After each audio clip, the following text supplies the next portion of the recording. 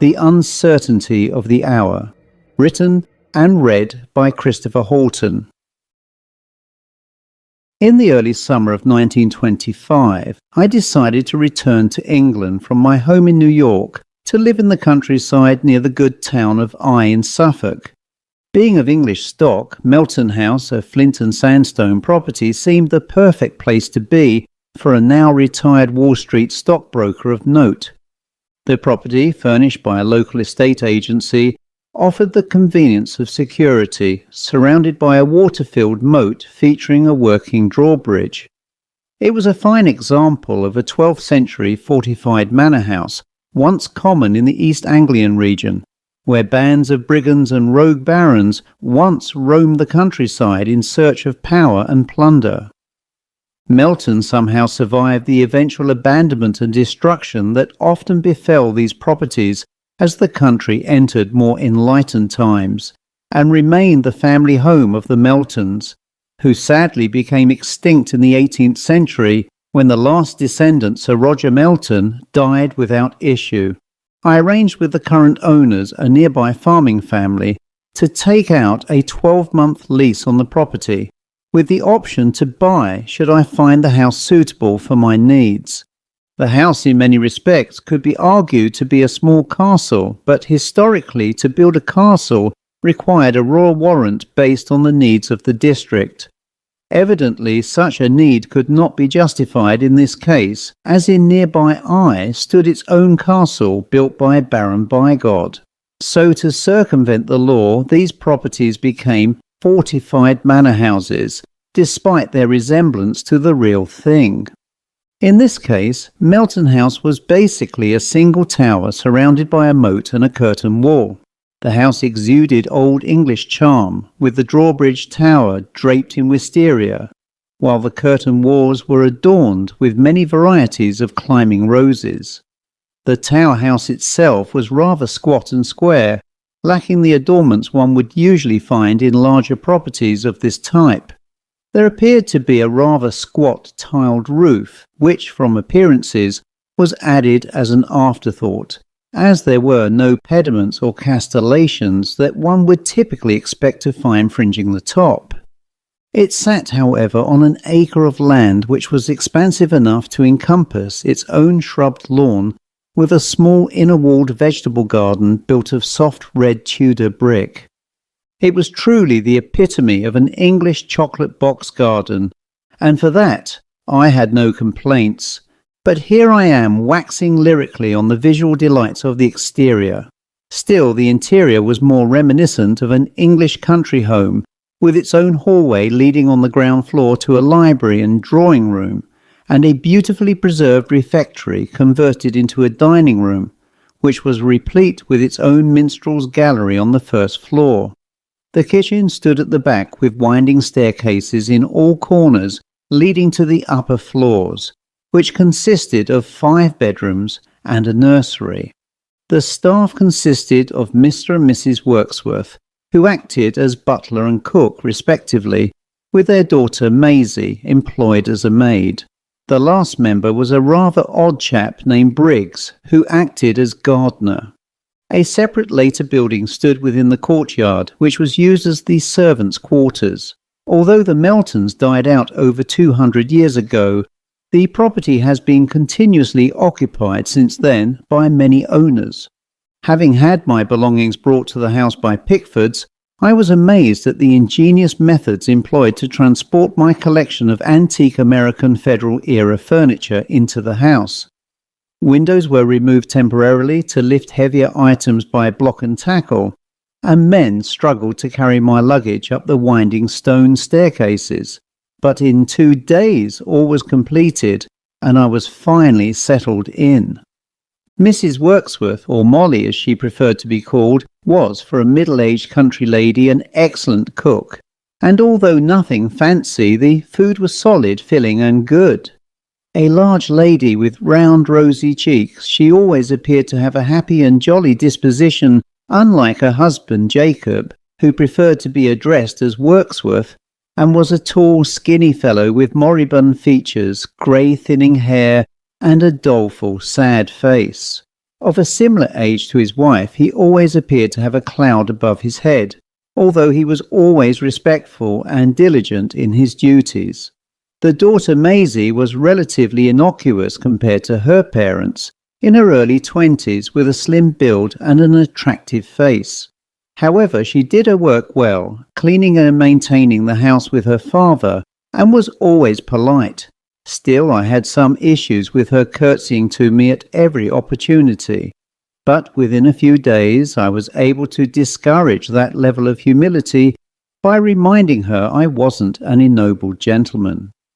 And so here was the status quo at my castle as I spent some days rambling around the estate, which came with a few acres of land and consisted mainly of woodland, with a weaving trail through it from the main road to where I would park my car by the drawbridge entrance.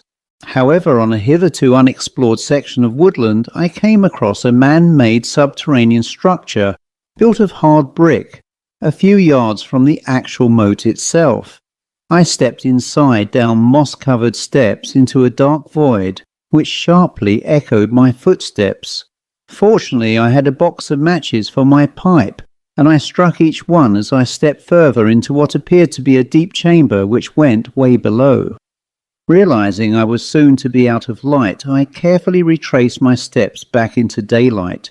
The surface appeared to be a large dome-shaped mound, covered by shrubs and the detritus of nature, created by the fallen leaves of oaks, hazels, ash, silver birch, horse chestnuts, and beech trees that populated the wood.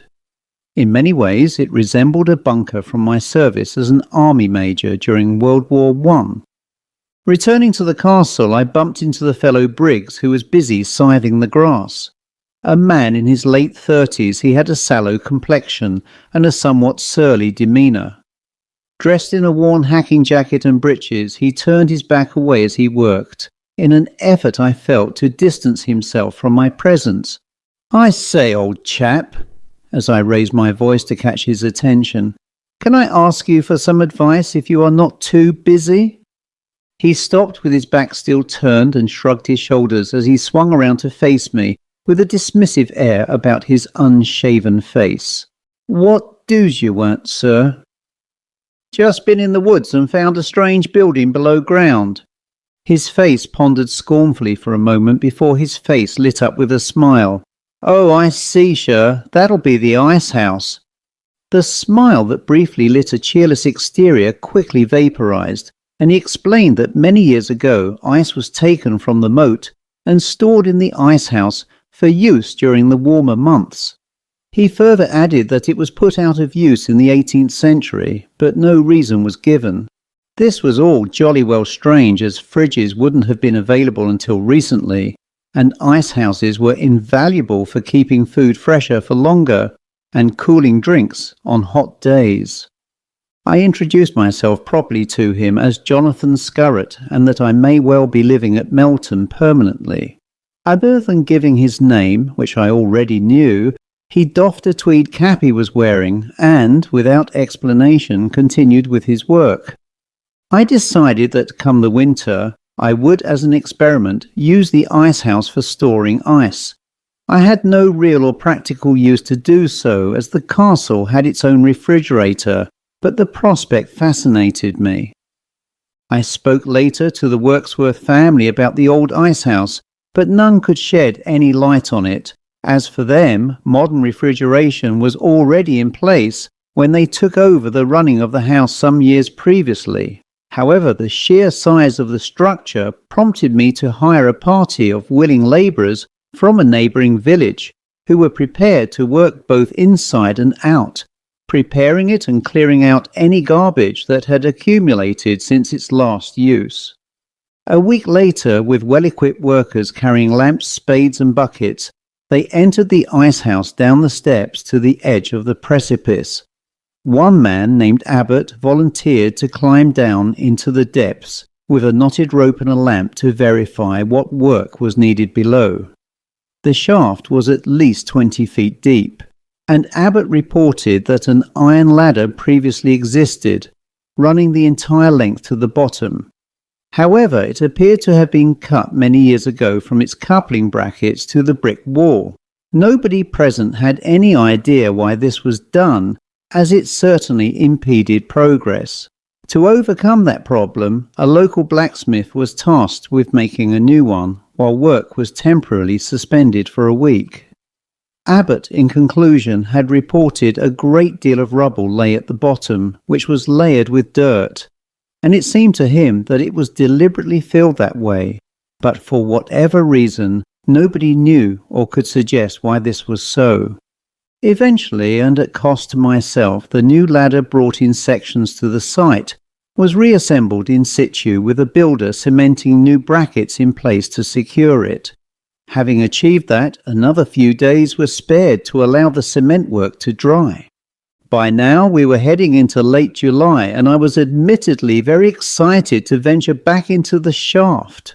Working alone one evening, I attended the site and with lamps to guide me, clambered down the ladder to see what lay ahead for my team of labourers.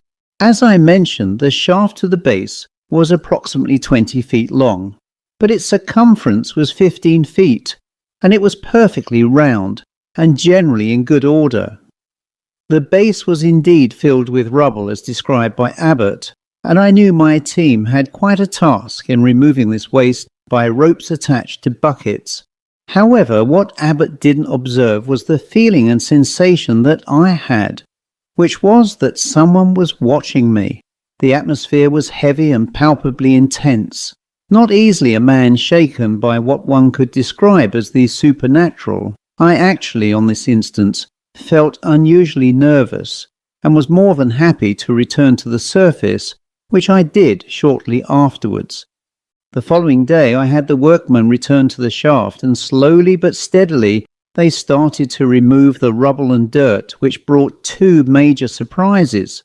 Firstly, as workmen above were temporarily dumping the spoil from the shaft on a pile, one of the men, an old fellow named Jenkins, screamed, "Oh my God!" and collapsed, having passed out. Within the debris was the skull of a small child. I immediately halted work and summoned the police, who then called in a local doctor who acted as coroner for the district. The doctor, a chap named as Alex Smith Robinson, declared the skull to be human and of a boy aged about 8 years old. There was no sign of physical trauma to the skull, but he declared that by the general condition of the bone, it was at least 100 years or so old. However, despite it clearly not being a case of criminality, which the police could have investigated as any culprit for a potential murder would be long dead, they still decided to allow one officer to remain at the scene until the shaft was cleared. This officer, a local chap named PC John Bright, assisted the workers by meticulously examining the spoil as it was tipped, whilst colleagues inquired through old records to see if they could find any reports of missing children, which proved fruitless. Eventually the shaft was cleared, and such was the depth of the filled rubble that another 10 feet of ladder had to be made, assembled and fixed to the brickwork. As there were no other bones found in the waste, the boy's skull was later released by the police, to be later interred in the churchyard by the Reverend Briggs, in a grave marked as unknown. I was puzzled by the disclosure of that poor child's skull. How and why it came to be may be linked to the closure of the ice house, but that was idle speculation on my part, and I needed to carry out my own investigations. Accordingly, I commissioned a respected company of private investigators based in London to investigate the past ownership of Melton House, dating back to the 17th century, and to conduct inquiries with local newspaper archives to search for reports of missing children in the district, as far back as their records allowed. Of course, such inquiries required a meticulous amount of research, which I was more than happy to finance. Until I had got to the bottom of this, any such notion as to reopening the ice house was temporarily shelved. It wasn't until February of the following year that the results of these inquiries were furnished to me. The ice house was built in 1725. Sir Roger Melton had used it for 20 years before he died in 1765, having taken over the estate from his estranged uncle, Sir Lyndon Melton, in 1745. Melton's name was coincidentally linked to two other news reports from 1747 and 1750, in which these skeletons of children, with their bones freshly picked clean, were discovered on his then much larger estate, which encompassed 10,000 acres. By all accounts, Sir Roger was the local magistrate and tasked himself with investigating each discovery. However, he was unable to name or identify any suspects, and both matters were subsequently closed. But other than this, there was nothing further to add. The castle's library proved to be much more fruitful, as I discovered Sir Roger had an interest in alchemy and mysticism. He had a remarkable collection of books with a particular emphasis on the alchemists John Dee and Heinrich Cornelius Agrippa, who also dabbled in the occult arts. These men were Renaissance figures who combined alchemical pursuits with the study of occult philosophy. Their work, which blurred the line between proto-scientific inquiry and mystical speculation, was influential in their time but was later reinterpreted and critiqued during the Age of Enlightenment, when science increasingly distinguished itself from esoteric traditions. But there was a disturbing quotation in one of the books which read, "It is said that the blood of the young, being warmly and taken in secret draught, doth preserve the spirits of man from decay. Yea, the flesh of infants, rightly prepared, may lengthen the years of him that consumeth it." Not unreasonably, I suspected there was a connection through his books, a vile and diabolical trail from the child skeletons to Sir Roger Melton, and the ice house provided a possible clue to these crimes, for which innocents may have died in his pursuit of eternal life. 3 days later, beneath a sky of iron, the castle's woodland lay frozen and desolate. The wind shrieked through the naked boughs, making them rattle like brittle bones, with each gust that set the skeletal trees trembling upon the icebound earth. It was on such a day that Providence would answer the uncertainties I had with Sir Roger, and that hopefully in that cold and empty morgue-like structure there lay an answer, and hopefully a closure to this tragic series of events. Wrapping up well in a Norfolk tweed jacket and +4s, I set off to the ice house, a walk of some 10 minutes through the gauntness of the bare forest. As I approached the ice house, which had by now electricity installed for lighting, I saw a rather dishevelled-looking old chap, oddly dressed in an old-fashioned hat and cloak, enter the structure holding an old lantern. He appeared oblivious to my approach and walked with a slight limp. I quietly followed a few yards behind him, but upon entry I saw and heard nothing. I flicked on the light switch at the top of the staircase leading down to the shaft, but that too was empty. The atmosphere was again heavy, and the tenseness of it felt like an electrical current coursing through my body. I could sense and feel that somebody was there, and for a brief moment I was sure I felt and smelt someone's foul breath against my ear. Out of fear or stupidity I cried out, "Who is there?" A voice boomed out of nowhere in a thick, rough-sounding country accent of an old man. "There ain't nobody here, I looked." I recoiled back in shock, frozen and speechless. Having gathered my senses after this initial shock, I said, "I heard you and know you are here. I suspect you are always here. Who are you?" There was silence except for the odd drip of water falling in the void. Again I looked to reassure myself that I wasn't going mad, but apart from myself, the structure was empty, quite empty. I had always suspected the ice house was haunted, whether by a child spirit or, as confirmed on this occasion, an old man whose life identity eluded me. I returned a few times after this, but on every visit I saw and heard nothing. But what I did discover by chance was that a small compass I carry when walking further afield from the castle was spinning crazily like an aircraft propeller, and the closer I held it to the floor, the faster it spun. In fact, it eventually snapped off from its pivot and broke. I have never seen such a phenomenon in my life. However, apart from this, the trail went cold, and that is where it remained until the following month, when something odd, nay strange, happened in the castle library. An old and worn brown leather-covered book appeared on my desk. It was dusty and quite dirty, with the remnants of cobwebs stretched across the worn print on the book's spine. It was much thinner and larger than the others in the bookcase, and seemed to have been removed from elsewhere and left for my attention. I initially asked the Worksworth family if any of them had by chance found it and left it, but they had no knowledge, and so I opened the book to see that it was a journal, handwritten and faded on the yellow pages.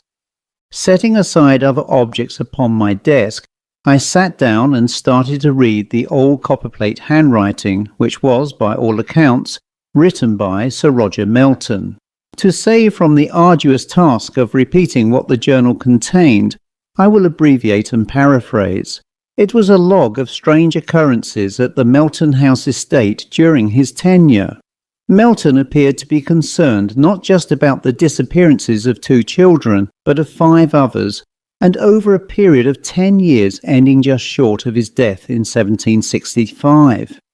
He believed that the children were being murdered by an occult group of individuals that lived in the district. His acquisition of the occult books was in fact for research and not any occult practices. As magistrate for the district, he had assembled a group of men to assist with the investigation. He had discovered that some locals believed the ice house was in fact used for human sacrifice, and initially it was believed cannibalization of the victims. How this was possible seemed implausible, as the shaft was always filled with ice.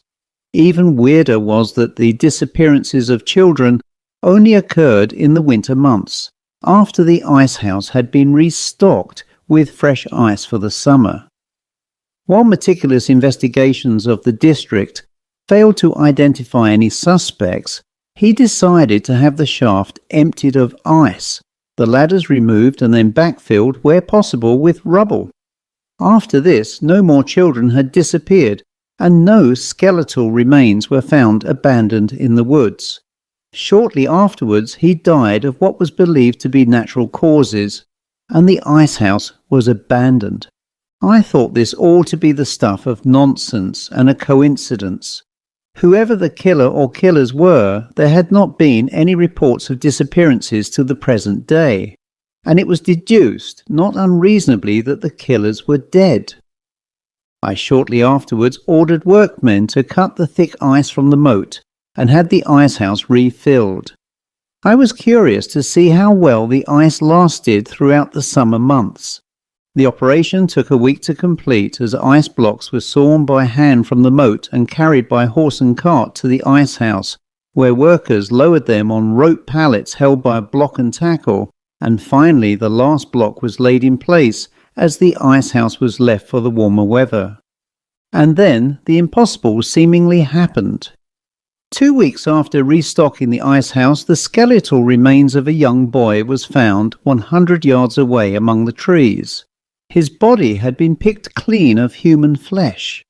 The child was the son of a local farm labourer who lived in a tied estate cottage unconnected with Melton House, some 5 miles away. He had disappeared the day before while out collecting wood for his family. It was believed he may have strayed into the forest surrounding the Melton estate.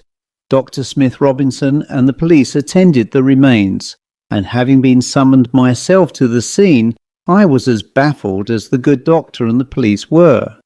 There was no sign of violence to the skeleton, and the surrounding scrub was undisturbed. It looked as though his entire flesh had simply melted away, as his clothes were still on the skeleton and completely undamaged. The doctor, a slim young fair-headed man wearing a 2-piece tweed suit and a sporty-looking trilby hat, looked at me and said, "It reminds me of the skull that was found in the ice house, although a lot fresher. Absolutely no signs of any trauma whatsoever." He paused briefly to reach down and touch the clothing. And nobody has interfered with his clothing either, yet all of his body flesh has gone. And indicating towards the woodland floor, not a drop of his blood too. He removed his hat and scratched his head. I am completely and utterly baffled. A local undertaker from the nearby town of Eye removed the remains, and at my invitation, after the police had left, the doctor joined me for a glass of whisky back at Montefiore House. There I shared with him all that I knew, and allowed him an opportunity to read Melton's journal while Mrs. Worksworth prepared some ham and cheese sandwiches. The doctor sat quietly and studiously reading the journal as he ate, and after some minutes he closed the cover and handed it back to me as I sat opposite him at the reading table. Well, he said, this really all seems far too incredible, but I have seen identical remains today, and of a young child, and I have to conclude by agreeing with you in this instance that there are forces at play that neither of us has any knowledge of. And how to deal with, I added. Indeed, said the doctor. One can hardly tie a child to a stake as a sacrificial goat to draw whatever it is out, and so it is my duty to warn all the families in the district to keep their children at home. I will use the pretext of a medical emergency to get the community to comply. And why does it seem just boys? I added with thoughtful concern as the doctor rolled the brown liquid of his whisky glass, whilst in deep contemplative thought. He mumbled, "Oh, if only we knew." We agreed it was pointless to take whatever evidence we had to the police, as we would be laughed out of the door, or worse, jailed for wasting police time. We both agreed, though, that for whatever reason the ice house remained key to this, and so we decided to visit the structure the following afternoon, as all reported deaths occurred during late afternoon periods. And so we parted, agreeing to meet at 3 p.m. the next day at the ice house entrance, where we would remain hidden outside in a large rhododendron shrubbery to wait and observe. Just as it was turning dark around 4 p.m, we saw what seemed to be a freezing mist roll out from the entrance. It was thick and heavy, and it spread slowly but with some apparent purpose by weaving through the trees and towards the main road, some 30 yards distant from this point. It bore no distinct shape nor any definition of any creature. It was, as it appeared, a mist that was no more than 5 feet wide and 15 feet long. Very soon we arrived at the edge of the trees by the road, where, in the distance, 2 children wearing school uniforms were apparently walking home late from school. One held a battery lamp, and as they drew closer, I could see that they were a boy and a girl. The mist, sensing its prey, moved quickly towards them, but I was ahead of this entity and screamed at them to run. The boy dropped the light, which shone a beam directly into the mist, which was temporarily halted as it withdrew quickly, like a hand would react exposed to fire. Both children fled safely with the doctor, as I grabbed the light from the stony road and shone the beam to force this thing across the road and into the trees and back into the darkness of the ice house. The entity was now crystalline in the ice blocks, and its iridescence bore some resemblance to human form in shape. I then flicked on the light that lit the deep shaft, and it quickly swept down to the base of the structure, where, so far as I could see, it disappeared. I left the lights on, knowing that whatever it was now trapped, but I also realized this was only a temporary solution, especially since we suffered frequent power cuts, and the risk of another power cut, and the escape of whatever it was too great. Rejoined by the doctor, who had earlier ensured the children returned home safely, we sat in the library reviewing all of Sir Roger's esoteric books. The only reference we could find to anything that described this creature, I find an adequate description difficult, was from Norse mythology, which referred to it as Hrimthursar, or an ice giant. But if such an entity existed, what was it doing here? I then recalled the earlier incident with the compass, and the doctor suggested that beneath the shaft, in fact, may lie a supermagnetically reactive geode or similar, or perhaps even a long-buried meteorite that possessed mercurial properties, or even, dare I suggest, an alien life form. The speculation by this point seemed increasingly bizarre, yet when compared to the current reality of the situation, anything seemed perfectly feasible. And further, I thought, I wonder who the old, strange, ghostly man with a limp was who entered and disappeared inside the ice house before entreating me with a disembodied voice. And then I realized that this may have been Sir Roger, and that it was he who laid his journal on my library table. My solution to all these problems was a simple remedy, and that was to seal the ice house completely and forever by backfilling the shaft with dirt and rubble. The appearance of the skull, however, may have been symbolic and needed to curtail whatever this thing was, and so we both agreed to return the child's skull from its interment in the churchyard back to the icehouse shaft. Of course, this was performed in absolute secrecy without the knowledge of the vicar, the Reverend Briggs, who would have naturally deplored such an unchristian act. But if we were to save the lives of other children, then this was a necessity. But one final thought was on why the creature preferred to feast on that of a boy as opposed to a girl, and the good doctor suggested it may simply be that boys have less estrogen than girls, which made the boy a more suitable meal. But again, nothing more than a flight of fancy, as definitively nobody could say whatever the reason was, and for certain only the entity knew, and it had made no level of communication with us. Without further delay, I managed to secure at short notice the services of 20 workmen, who were paid an extra bonus to empty the ice house and to backfill the shaft with rubble which secretly contained the child's skull.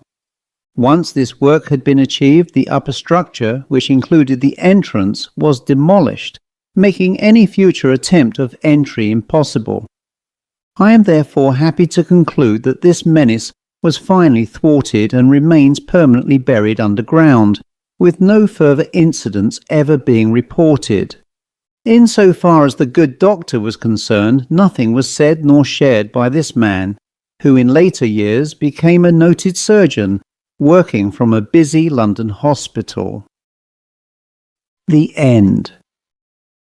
Until Death. Written and read by Christopher Halton. It was an absolute delight to receive an invitation from my dear friend David Iveson to spend the summer as a house guest at Montefiore House, a luxurious former Queen Anne country house that he had purchased and converted into an upmarket hotel in rural Sussex. David was always a budding entrepreneur, and having inherited a tidy sum of money, he decided to put it to good use when the house came onto the market following the death of its owner. Having spent the winter converting it into a 20-bedroom ensuite hotel, he wanted me to spend the summer there to provide him with valuable feedback from the perspective of a guest, ensuring that every facet of its operation catered to the most demanding of guests. As a travel writer and author, I was naturally the best choice for such an endeavour, and it would allow me the time and opportunity to complete my first novel without the annoying hindrances of having to work to supplement my income. So without reservation, I agreed. After having made arrangements with my housekeeper, Mrs. Dobson, to look after my home in Kew, London, I drove down in my Lanchester saloon, where I arrived on a hot and balmy day in June 1926. My initial impressions were very positive. The house of brick and stone glimmered in the sun, with a fine old oak tree offering the canopy of shade in the guest parking area opposite the entrance. On arrival, a polite young man and his assistant, both dressed in the livery of footmen, took my luggage into the hotel foyer, a spacious hallway with a sweeping brass staircase. At the reception desk I was met by my host, David. We both warmly greeted each other with an embrace and a handshake, and before settling down to chit-chat, He ordered the young men to carry my luggage to room 10, located on the second floor. David was my old friend from Cambridge, where we studied and lodged together. It had been over 10 years since we last saw each other, as we were both called to the colours as volunteers when the Great War broke out. He served in the Royal Artillery as a lieutenant, and I joined the Horse Guards, where I left in 1919 with the rank of Major. We were both lucky to have survived the war, although David walked with a slight limp following being struck by shrapnel during the Battle of Mons. He was an enigmatic chap, always full of life and energy, and during his university days, he played fullback in the Cambridge rugby team. Having escorted me to the guest lounge, we settled for a Pimm's No. 1 with ice and lemon, which was served by a young and attractive blonde named Daphne, who, like all of his well-trained staff, exuded warmth. "So rather pleased to see you here again, old bean," said David. "It's jolly well been far too long since we last met." Looking me over, he continued, "And Harry, I can see you haven't changed one bit, you bounder." He then slapped his left leg. He continued, "But I caught one from Fritz, but that's all in the past." David, it should be said, was a tall, quite athletic-looking man with brown hair, blue eyes, a thin face, and a neat pencil-thin moustache, which decorated the upper lip of his rather small mouth. Immaculately dressed in a three-piece navy blue suit, with a rather flamboyant white handkerchief in his top pocket, he epitomised very much the upper social class of 1920s England. I, on the other hand, preferred a rumpled tweed jacket, an open-necked shirt and a cravat, but I digress. "Anyway," he said, "I brought you here for a bit of a holiday and hopefully to scout the place out for any improvements or suggestions on the operations here. I have some top-hole guests, and the place is becoming quite the social scene for the wealthy and the landed gentry and all that. And we even have a small Palm Court orchestra playing a weekend slot in the old orangery at the back. I think it is all rather spiffing, and lest I should forget, a staff pianist who plays here in the lounge on weekdays." I was, I admit, rather impressed with his arrangements, and I dared not ask what his guests were paying to be here. But if you have the money, you don't ask, so I let that question ride. From where we were sitting in comfortable club chairs, I could see among the guests some very high-profile individuals, with the odd lord or lady adding a touch of elegance to the place. His operations certainly struck me as a money magnet, and I was so pleased that he was able to put this all together. Afterwards, we both went to the restaurant, a large converted stately dining room, and the food and quality of service were of the highest standard, as was the attention of the staff. Rarely had I experienced something on this scale since before the Great War. Anyway, after catching up with old times, I went to my new room. As with the rest of the rooms, the quality was first class. A large bedroom with an ensuite bathroom, and these beautiful large windows allowed enough light to brighten the room on even the dullest of days. And the views across the rolling countryside from these windows were a stunning backdrop. Placed next to a window was a mahogany bonheur du jour writing desk which, although essentially designed for ladies, was suitable for my needs and purpose. The staff, I noted, had placed my clothes in a mahogany Regency chest of drawers, along with the shirts, suits, jackets and trousers, hung in an exquisite late 19th century French boule armoire. The suitcases were conveniently hidden in a small wall cupboard, and everything was meticulous and perfect. Later that day, I dressed for dinner and joined the guests in the restaurant dining hall. A maître d'hôtel directed us to our tables, where waiters were waiting to help us take our seats. The three-course meal, consisting of an entrée of foie gras terrine, followed by a main course of wild turbot à la meunière and a later dessert of limon verbena panna cotta, was literally to die for.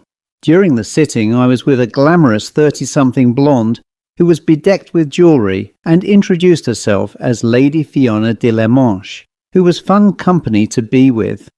I must admit, I instantly felt a strong attachment to her. Unlike an elderly couple who made up the four-seater dining table, a certain lady and Sir Bernard Barnes Davis, who were very stuffy individuals who constantly droned on about the state of the empire following the Great War. Frankly, if it were not for the charming presence of Lady Fiona, I should have fallen asleep with the boredom of their company. Afterwards, we retired to the terrace, where, while sitting under the stars, she enjoyed a cigarette on a smoking stick with a martini. I, on the other hand, drank a large tumbler of scotch and smoked a cigar. As her name suggests, she was of French stock, and her ancestors fled to England during the French Revolution. Her family dealt in precious minerals, and her grandfather built a huge fortune from which he later received a knighthood. I sat mesmerized by her beauty and the cadence of her clipped upper-class English accent. Her eyes gently drew me in, and her rouge-coloured lips looked soft and inviting, almost to the point of me wanting to kiss her. But as hard as it was, I resisted, as it would seem hugely inappropriate on my first meeting. So we chatted, and on one or two occasions I accidentally brushed my hand on her thigh and leg, as we were both being drawn into each other like a moth to a flame. The hours together passed like the passage of minutes, and as the time moved to midnight, she got up, kissed me on the cheek, and said, "I must go now, dear Harry. It is late. We will speak again, I am sure." With that, she arose from her seat and walked back into the house through some open French doors. She almost glided away as she walked, and her soft, slim, sinuous figure added to that illusion as she finally faded from view. I sat there quietly in contemplative thought. I could not believe my luck in having met someone so perfectly special.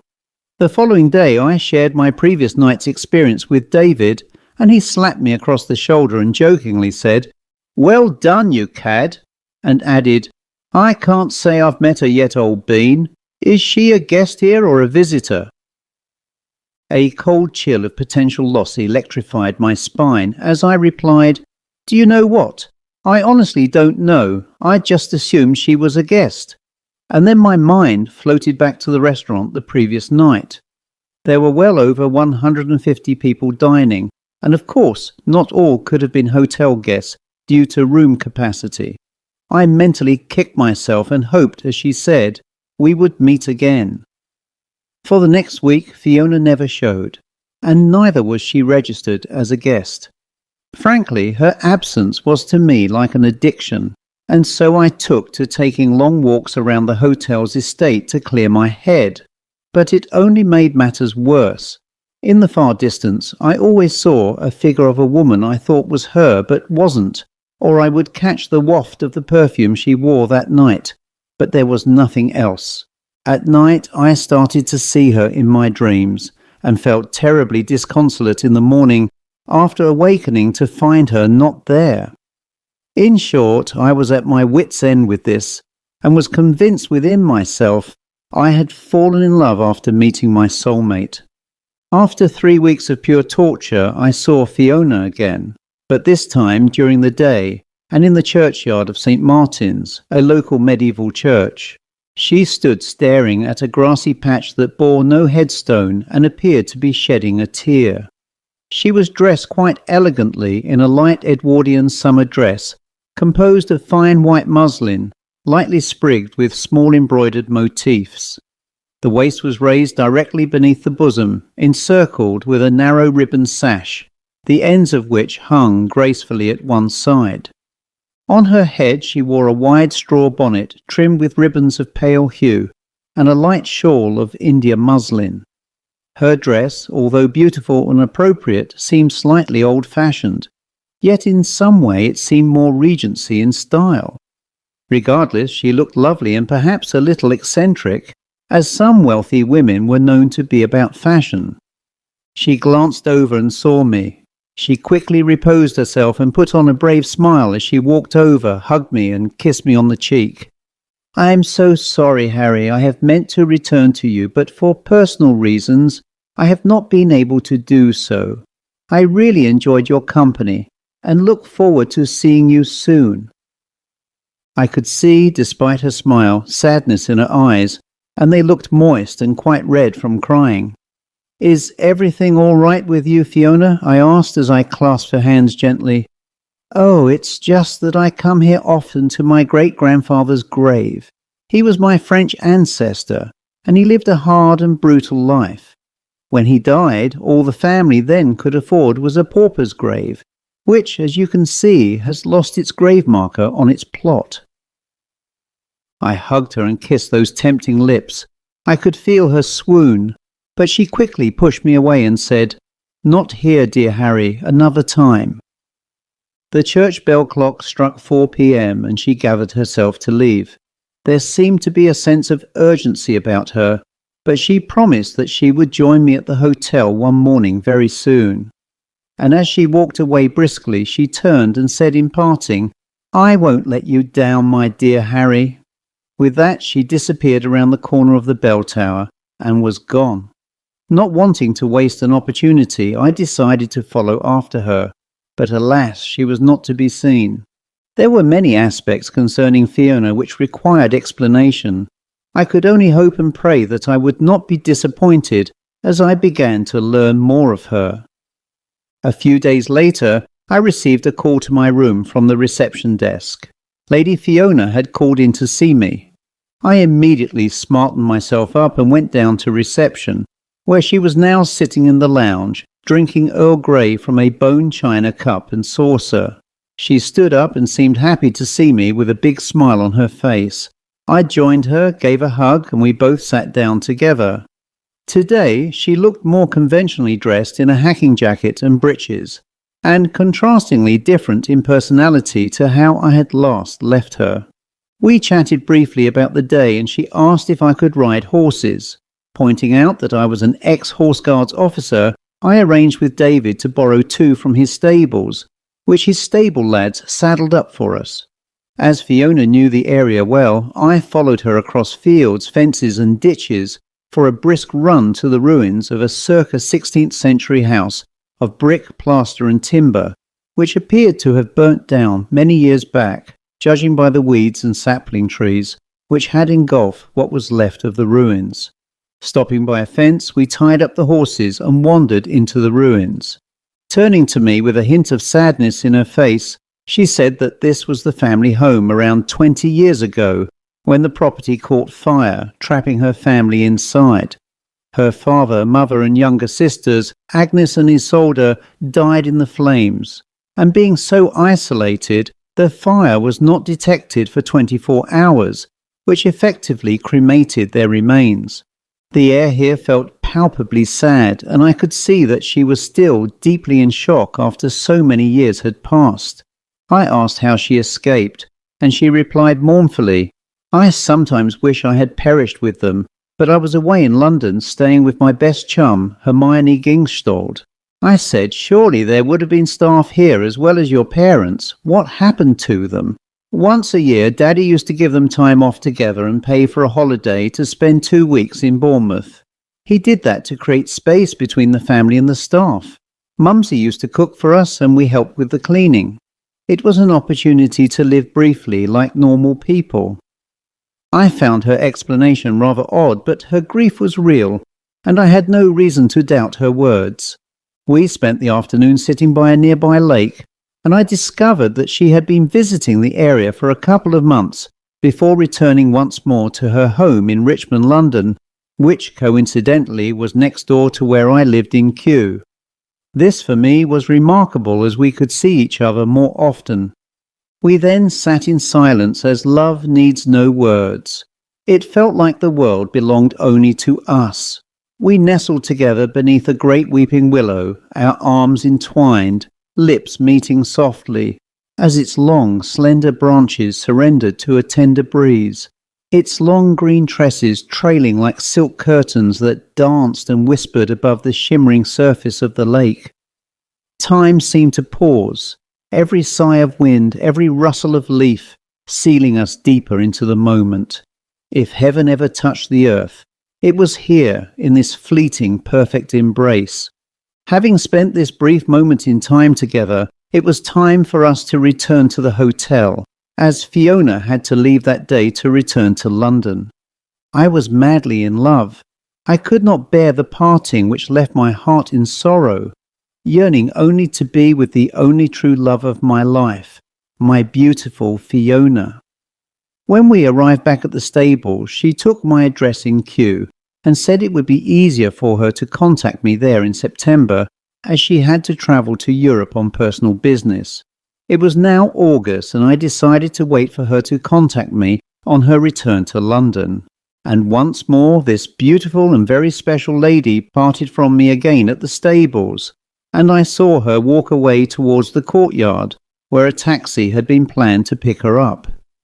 As she passed around the corner of the stable block, I started to unbridle the horses when I realized she had dropped a gold locket, and I immediately went after her to return it to her.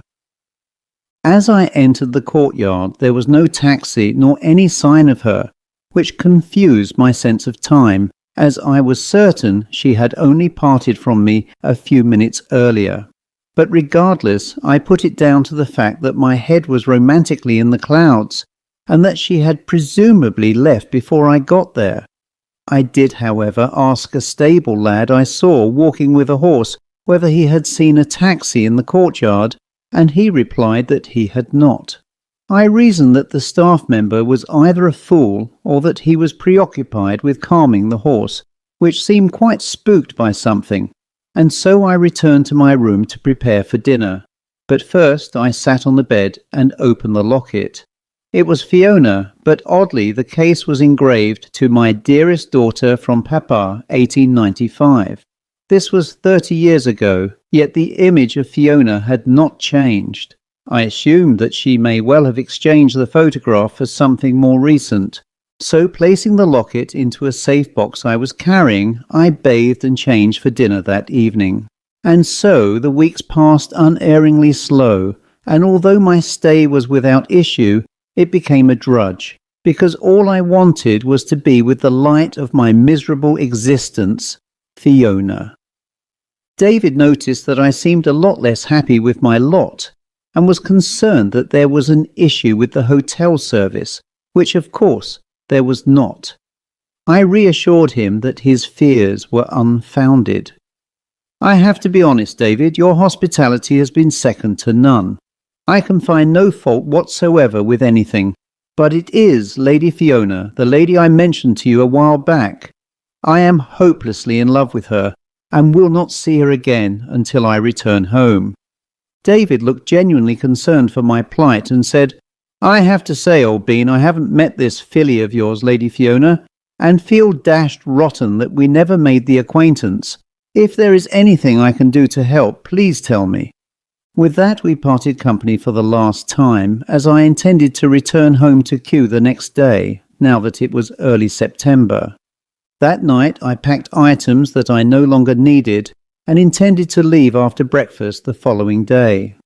As it was an unusually warm, balmy evening, I left my bedroom windows open and retired to bed. Around 1 a.m, I was awakened by a movement in my bedroom. As it was a moonlit evening, I could see what appeared to be someone standing near the window, their silhouette visible in the shadows of the curtains, which shuddered as if they had been touched. I was sure I was half dreaming, as the figure outlined reminded me of my beloved Lady Fiona. I called out to the figure, which quietly giggled and stepped into the moonlight's rays, and said with a mischievous smile, "Yes, my darling Harry, it is me, Fiona, the only love in your life that you will never want to part."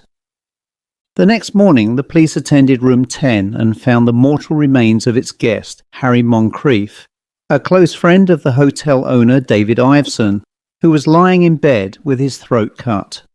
Around the wound were traces of lipstick, but save for a few drops of blood on the bedsheet, his wound was clean, and the coroner attending, Dr. J.K. Messenger, ascribed that to having had every drop sucked from him. Tapping a pipe on the bedstead and pulling out a plug of tobacco, which he pressed firmly into the pipe bowl, Detective Superintendent Mortimer paused momentarily. At the same time, he lit the tobacco and puffed away as he examined the scene of the crime. "Well, this is a strange turn-up for the books. Not a drop left, eh?" as he examined the wound. "Yes," replied the doctor, "and perhaps the weirdest scene of a crime I have ever been called to." Mortimer, turning to Detective Inspector Rowe, said, "Anything from the staff to report?" "Nothing, sir," he replied, and continued, "but we did find this locket in his belongings." Handing him the gold locket, he examined the inscribed writing on the case, with the photograph of an attractive woman inside, and remarked, "Any luck tracing the owner?" "Well, yes, sir. The lady was Lady Fiona de la Manche. I remember this case and her photo from my youth. She allegedly murdered her family by locking them inside the family home and setting the place on fire, because they discovered that she had murdered 2 young men for their blood." Dr. J.K. Messenger then cut in. "Oh yes, I have read about this in the Lancet." Mortimer responded, "Please explain." "It is a theoretical supposition that is characterized by an obsession with blood, sometimes linked to sexual arousal, compulsion, or a fixation. Some would say vampirism." Detective Inspector Rowe interjected. "I recall that de la Manche stalked her prey before getting them into bed and cutting their throats while making love. She would then suckle the wound to get her kicks." Dr. Messenger respondingly said, "However, this does not explain the majority of the missing blood. It would be impossible to consume this much blood without making a terrible mess on the bed sheets." Turning to Detective Inspector Rowe, Mortimer said, "Do we know where this woman is?" Rowe replied, "Well, here is the oddest part, sir. Before she could be arrested, she committed suicide, and she is apparently buried nearby in an unmarked grave at St. Martin's Church because surviving family members wanted nothing to do with her." Mortimer then added, "And yet we have her locket at a scene of a crime that fits her modus operandi, and it would seem our chief suspect is dead. How on earth will I ever explain this?" The End. The Renewal. Written and read by Christopher Halton. It was a tragedy that Miles Jefferson lost his childhood sweetheart Maria in a drowning accident when she was 20. A life that they had planned together had been taken away so cruelly, and in Miles's mind he felt a responsibility as he drove her to the beach for a day's fun, swimming and sunbathing, where she later died. Despite the efforts of a lifeguard and a doctor relaxing nearby on that hot July day in 1930, nothing could be done after her lifeless body was dragged from the water. And for 5 more years he lived in self-recrimination, thinking over and over how things would have been different if they had been settled with a home filled with the joy of the 2 children they had planned together. But all that had changed when, on a business trip to Budapest, he met a Hungarian beauty named Zofia Almasi, the daughter of a count who held an estate at Vafalvi Castle in a former Hungarian region of Transylvania. Zofia was around 30 years old. Tall, slim, with a dark complexion, and beautiful cat-like eyes whose darkness gave an alluring beauty to her finely boned face and body. Her thick raven-coloured hair trailed down her shoulders, and she had a look of wildness about her that suggested an independent, free-spirited woman. Coupled with the fact that she dressed well and was highly intelligent, there was no doubt in his mind that she would be a fine catch as a wife. Miles was in Budapest to secure a contract to install power generators for an engineering company based in that country. In this endeavour he successfully obtained a signed agreement, which was then returned to London by courier.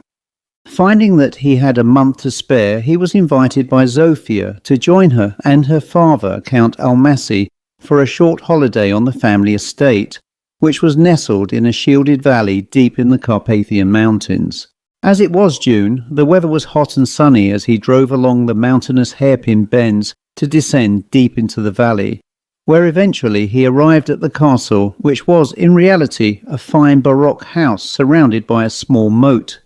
At Zofia's instruction, he drove across a stone bridge, which led him into a courtyard surrounded by high walls with numerous windows. He could see as he parked that the building's allusion to a castle was its 4 towers, which centuries ago would have been the bastions of a citadel-like structure to defend the valley from the onslaught of the Ottoman army. As he parked, Sophia emerged from the castle down some stone steps from two grand-looking double doors, which were crested by her family's coat of arms. She was a sight to behold, wearing a mid-calf day dress in a soft wool crepe, fitted at the waist with a narrow belt. Over her shoulders she wore a feminine tweed jacket and a felt cloche hat. The rich rouge lipstick provided a fitting contrast to her face. She looked as she was, an exquisite beauty of good breeding and impeccable taste. In comparison, Miles felt dressed down, wearing brown trousers, a white shirt and a grey cardigan, with a brown trilby hat perched on his head at a jaunty angle, a pipe clenched between his teeth. He climbed out of his low-slung MG sports car, whereupon both hugged and kissed each other's cheeks. With a huge smile and a thick Hungarian accent, she said, "Let me help you, my dear Miles," as she, with a footman, helped him carry his luggage into the castle. Inside, he was greeted by her waiting father, the Count, who warmly shook his hand and spoke briefly to him in Hungarian. Sophia, looking at her father and then at Miles, said embarrassedly, "Please forgive my father, he knows no English. He says it is a great honour for him that you have come." Miles smiled in return, and the Count bowed his head. All three then went to a beautiful Baroque lounge, where a manservant poured a glass of Hungarian bull's blood wine, which they then took while sitting on some finely upholstered, comfortable berger-padded chairs, which in themselves added grace and elegance to this stunning room. And so they sat well into the late afternoon, regaled by the Count about the rich history of the area and their famous ancestors, who had fought against the Ottomans to preserve it. Here is the conversational text in English, without the need for translation.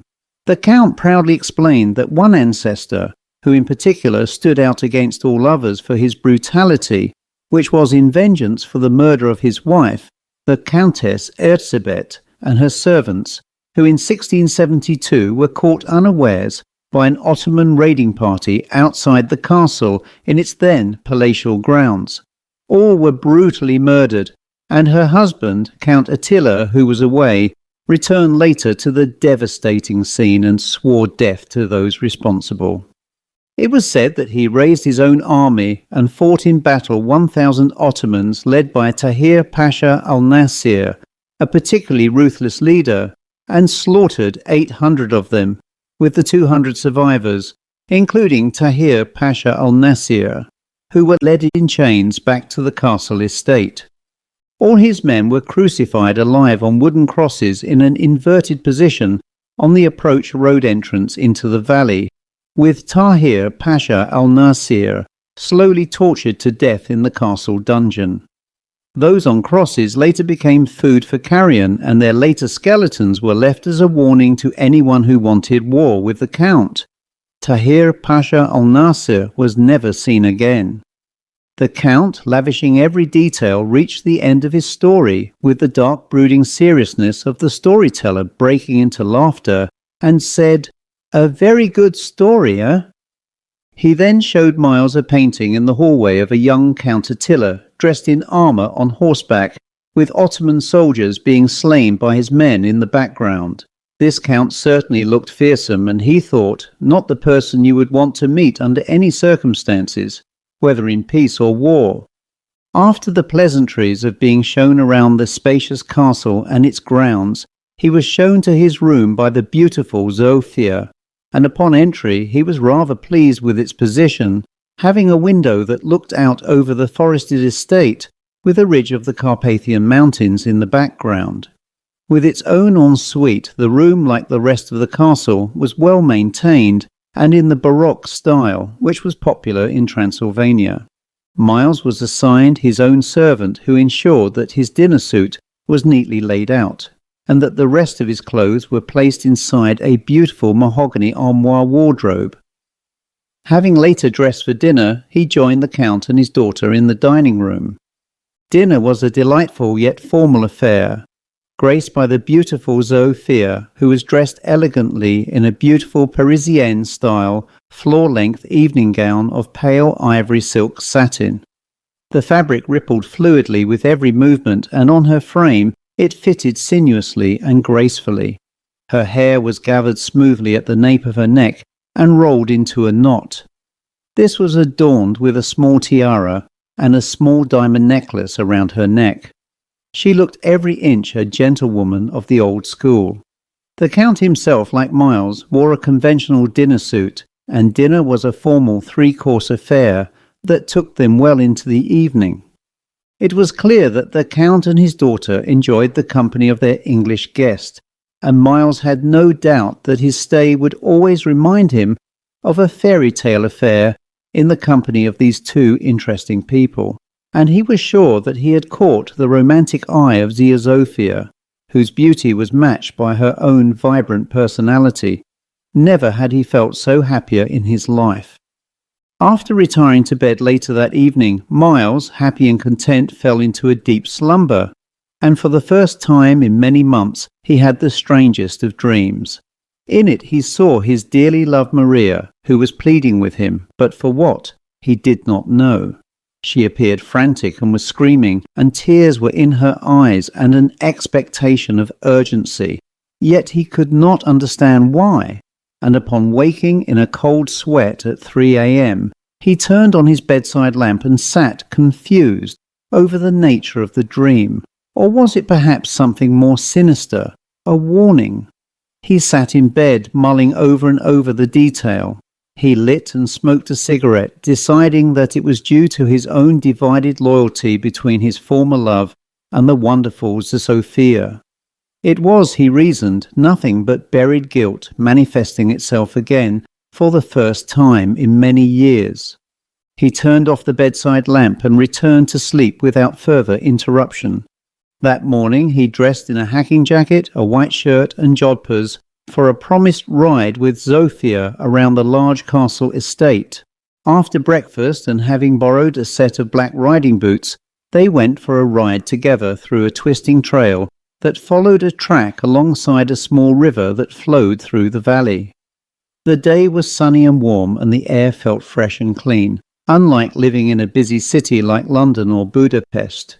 After 1 hour they arrived at a log-built wooden lodge, which was used on the estate as a stopover for visitors walking the trail. Having tied up their horses, they went inside, where they rested at a large wooden trestle table and chairs.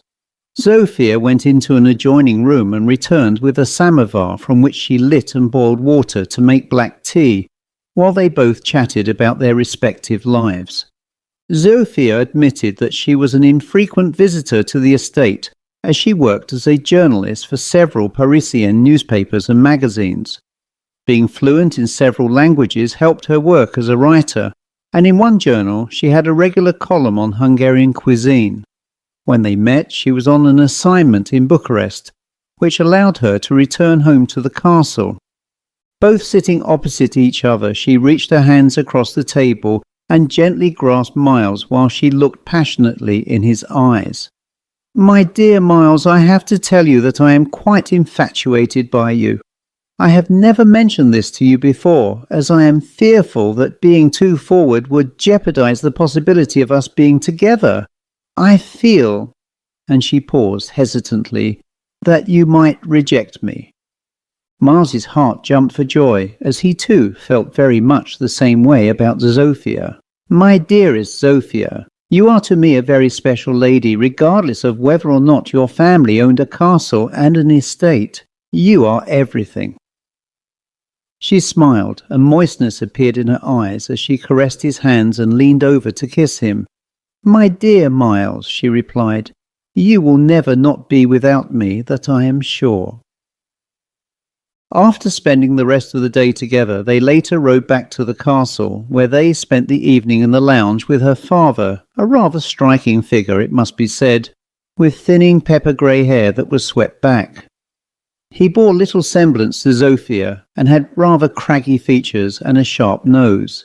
He was clean-shaven and of slimmish build, and aged around 65. He was, in every respect, a man of noble appearance. Having had an enjoyable day and evening in their company, he retired to bed earlier, as the day's activities had worn him out. He was immensely happy with his new life and never wanted to return home to England. Once in bed, he was soon fast asleep. But again, Miles was visited by his lost love, Maria. This time, she sounded much clearer, as though speaking from a distance. Her voice was stronger and more emphatic. This time she was frantic and seemed to be shouting, although her words were faint and mostly indistinct. But Miles could see she was waving him away. But to where? And why? He felt sure he heard Zophia's name, but nothing more. Again he awoke, and again he reconciled himself to the nature of the dream, quickly returning to his slumbers. The following day, and after breakfast, Sophia said, "Would you like to visit our little black museum, Miles? I never mentioned it previously because I find it too horrific, and was afraid that in some way you might feel it reflects on us." He was really intrigued, and without a second thought agreed to join her. They descended a flight of stone steps from the hall, which echoed every sound their bodies made on the way down, from the clinking of keys in Zophia's hands to the sound of their shoes. As they plunged into darkness, Sophia turned on a brown bakelite light switch, and he could see ahead a grim-looking dark stone passageway, glistening with dampness, which reflected the crudely cut stonework in the shadows cast by the electric light. On the walls were unlit, old-fashioned wrought-iron torches, and the feeling of evil and dread was palpable. The passageway led in a few feet to a heavy oak door, which was crudely studded with iron, hand-forged rivets, and fitted with a heavy wrought-iron door lock. Sophia opened it with a huge key. The door, rather predictably perhaps, groaned as it opened, and inside was a darkened chamber that lit up into a large dungeon when the light switch was turned on. Sophia was right. It was a black museum of horrors, with stretching racks, iron maidens, a forge for heating torture implements, and manacles on the wall. Also, he saw a giant axe on a pendulum that lowered as it swung over a prisoner tied to a board. "My God, who on earth collected these?" Sophia replied in a matter-of-fact voice. "They have been here since the 12th century, but were put to use mainly by my ancestor, Count Attila, for interrogating and torturing the Ottomans. Your ancestor was rather a bloodthirsty chap, and his revenge against the Ottomans reminds me much of Vlad Tepes, who shared the same hatred." "Oh yes, but Attila never harmed any of his own countrymen," she replied. Having finished his tour of this depressing dungeon, they returned to the ground floor for some much-needed refreshments, which in Miles's case was a good brandy. After they finished, having sat out on a warm and sunny veranda, Sophia said, "I have one more surprise for you, Miles, and that too might shock you." A chill went down Miles's spine as he was reminded of his dream with Maria. Sophia could see that he was shocked, but she laughed and said dryly, "Don't worry, my dear, I don't plan to have you tortured." Miles laughed in relief as Sophia took him to a wing in the castle, which was her family's private quarters. As they entered a gallery room, Miles could see many portraits going back many centuries, and there was one he recognized immediately.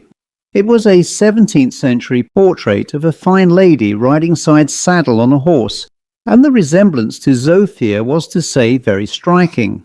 "That is the Countess Erzsébet, whom the Ottomans murdered." Miles excitedly replied, "That is incredible, and she is depicted in the portrait around the same age as you." "Yes, it must be in the genes," she laughed. "It is a kind of creepy, though, my dearest Sophia, you must agree." She smiled in agreement, and they left the gallery, having studied numerous portraits of her family members. Although accepting such resemblances to be very odd, Miles knew or had heard of similar circumstances, and in a way felt privileged to be associated with someone who represents, as it were, living history. The Count himself was nowhere to be seen that day, according to Sophia. He was away for a few days in Budapest on business, but he hoped to see them both soon. The next few days passed without incident, although the dreams of Maria seemed to gather a crescendo, with her appearing more frantic and concerned than ever, and finally, in one dream, the words, "Leave now," were audibly clear in his mind. By this time, Miles was far too besotted with the beautiful Sophia for him to take any notice of. He was in love with her, and she with him, for Maria to make any difference. One evening, Sophia took Miles into the library, a large room lined with old oak bookcases which had turned a rich brown with age. The smell of old wood and the many ancient leather-backed tomes in their cases permeated an odour that Miles knew too well from his studies at Oxford. She poured herself and Miles a glass of brandy, and after both sipped their drinks, she invited Miles to sit at a reading table, while she carefully removed one old book from a bookcase, which she laid out on the table in front of Miles. She then proceeded to flick through the pages before eventually stopping at a paragraph entitled Migratio animae per ligationem spirituum. Sophia, leaning over the back of the seated Miles, said, "Tell me, my darling, have you ever heard of metempsychosis?"